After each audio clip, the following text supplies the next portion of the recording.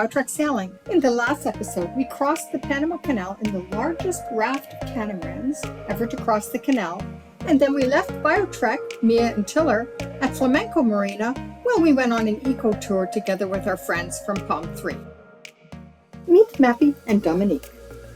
In this episode, we're going to take you to the Burbayar Nature Reserve, which is located in the San Blas mountain range. Burbayar is situated in a low part of the Continental Divide, a place where species often aggregate. It has over 300 species of birds and numerous other types of wildlife. We arrived in the late afternoon, pouring rain, and I looked at Mappy and Dominique's white sneakers and thought this was not starting well. We took shelter in the open dining area of the communal cabin, and as we looked around and saw a wooden snake in one of the rafters, Mappy said it was a beautiful rustic location, but the only thing she really didn't like was snakes. The cabins are rustic but clean, but it is a wilderness stay. Meet Roberto, our guide for the daily hikes. He looked at my feet in flip-flops and said, "No flip-flops at night, too many snakes." Unfortunately, I didn't capture the look on Mappy's face. The lodge provides rubber boots to protect our feet from water and from snakes when we walk up the path at night towards the cabins. After dinner, the activity for the first night was a hike down to the creek to look for glass frogs. These are a type of tree frog with translucent bellies.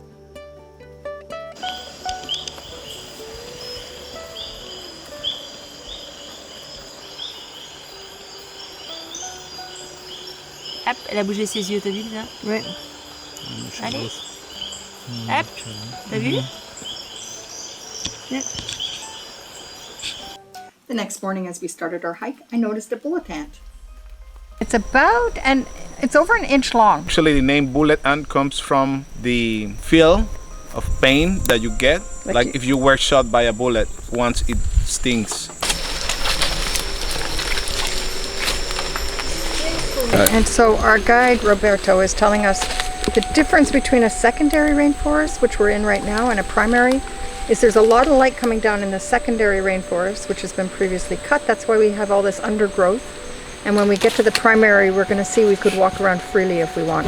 And I guess that's why there's stories of people getting lost in primary rainforest, because you can just walk. That's correct. Other thing is that in the primary forest, there's only like 15% of the sunlight that comes down to the ground level. So the only plants that can grow at that level are like anthuriums, yes, mushrooms, ferns. Ferns can survive with at least 5% of the sunlight. So there's not that much fight for light at the ground level, but all the fight for light is happening at the top of the forest. Little toad.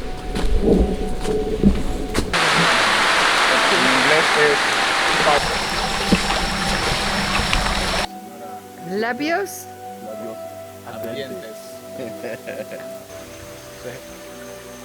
Walking palm with exposed roots. So the little plant growing on this walking palm is the philodendron. That's a strangler fig, which is a parasite. It will eventually kill the tree. It is the root that you see to the right hand side of the main trunk of the tree. Planta de interiores. De interiores. Entonces ella es muy entretenida porque durante el día tiene las hojas abiertas así y en la noche todas las hojas se van. Oh, that's why it's called a prayer plant, because it closes its leaves at night. Exactamente. They're very small, but very aggressive, so we have to be very careful not to let any get on us. That's another ant nest.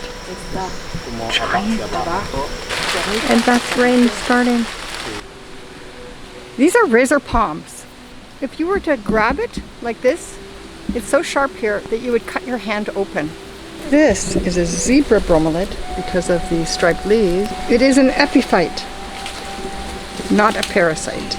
There is a praying mantis. It's very well camouflaged.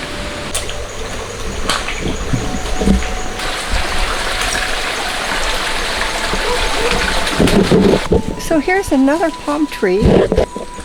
It's got these spikes, but check these spikes out. If you grab this, youch. As we waited for our lunch, we reviewed our walk, watched the hummingbirds.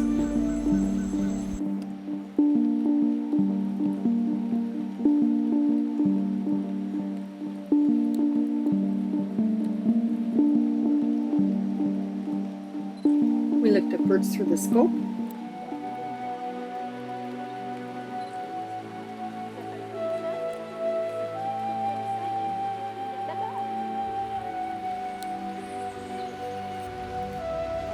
We enjoyed lunch together. Ching ching, ching ching, ching ching.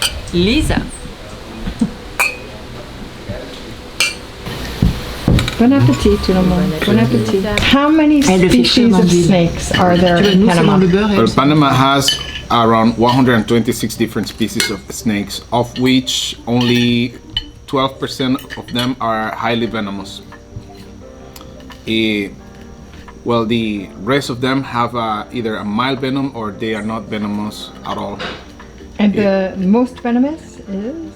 Well, the most venomous is found in the ocean. Oh, that's so right. the yellow-bellied sea snake.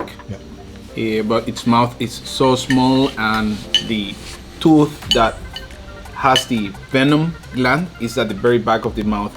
So it makes it almost impossible to bite humans. However, the snake that is more responsible for the snake bites, not only in Panama but in Latin America, is the fer-de-lance. See, that fer-de-lance is found almost in every single habitat of the country except for cities, and it is responsible for at least 75% of the snake bites in all over Latin America. I've encountered a fer-de-lance previously in Panama on a hike, but we didn't see a single snake on this trip. However, we did see the sloth in a tree near the cabin where we had our lunches. Está comiendo. It's feeding.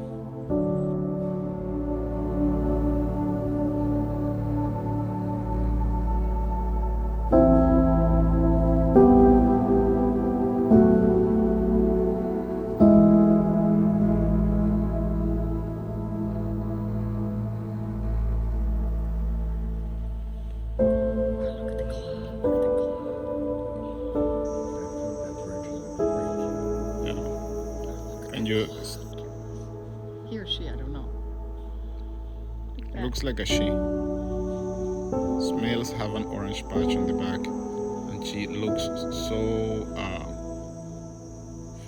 fat that I got the impression that she's pregnant. On our afternoon walk, we passed through a grassy area for a helicopter landing site. Okay, so 8 horas, 12 horas.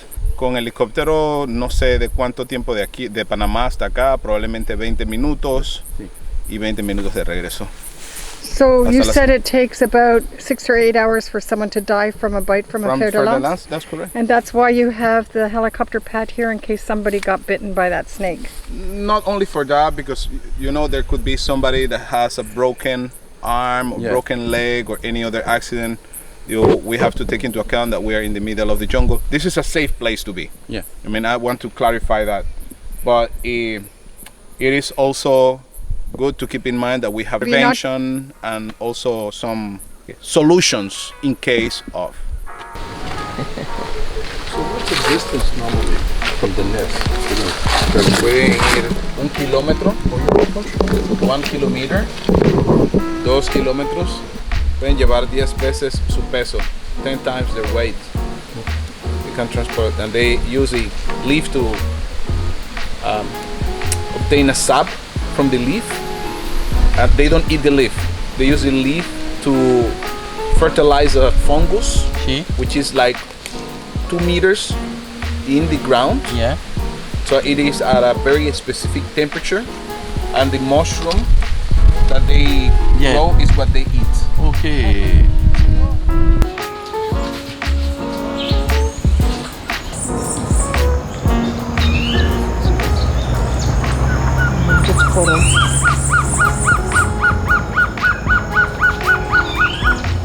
I hope you enjoyed our stay, and I can highly recommend Burbayar Lodge for anyone who loves hiking, learning, and nature.